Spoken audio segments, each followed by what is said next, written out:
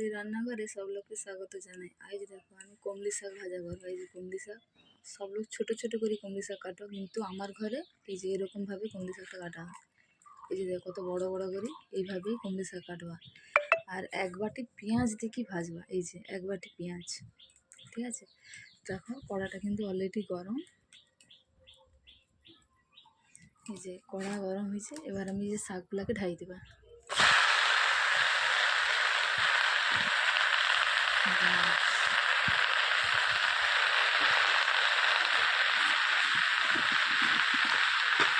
শাকের মধ্যে এই যে লবণ,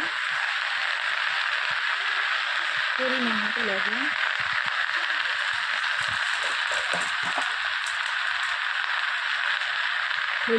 হলুদটা মাস্ট বি শাকে দেওয়ার চেষ্টা করবে, কারণ পোকামাকড় এনে রেতে পারে তো জীবাণুটা নষ্ট করবে।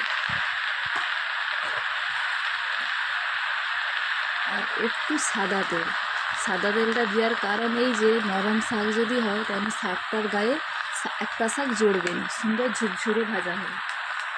ব্যাস, এবার কিন্তু আমি নাড়বানি, এভাবে রে আমি একটু ঢাকা লাগিয়ে দেবো। ব্যাস, তারপর ঢাকাটা খুলে কি দেখাই দিই। এবার আমি ঢাকাটা খুলে কি দেখি শাকটা কতটা মদিছে, দেখো সুন্দর। এই যে এবার আমি শাকটাকে নাড়িয়ে দেবো সুন্দর করে। শাকটা কিন্তু পুরো নরম শাক।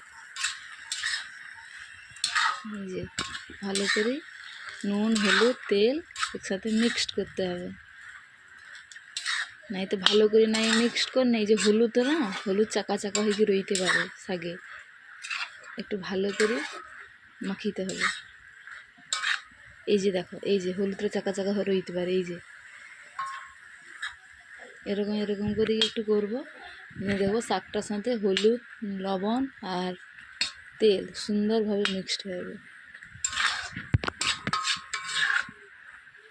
অনেক দিন পর আবার ইউটিউবে ভিডিও দিয়ে দিই, মানে কাজের সূত্রে কিন্তু ভিডিওটা করা হয়নি আমার। এই যে দেখো সুন্দর শাকটা, দেখো এই যে এবার চারধার গুছিয়ে দিই সুন্দর করে, আবারও একটু ঢাকা দিয়ে দিতে হবে। বাস, এই যে দেখো আরেকবার ঢাকাটা খুলে গিয়ে দেখি কতটা জল ছাড়ছে।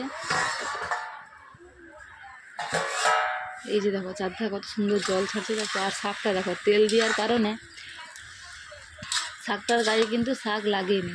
এই যে দেখো সুন্দর ঝুরঝুরে ভাজা হয়েছে। এই যে এরকম করে কি জলটাকে টানিয়ে নিতে হবে সুন্দর করে, ঢাকা দিয়ে দিয়ে করে শাকটা সিদ্ধও হবে, গায়েও লাগবে না, সুন্দর ঝুরঝুরে ভাজা।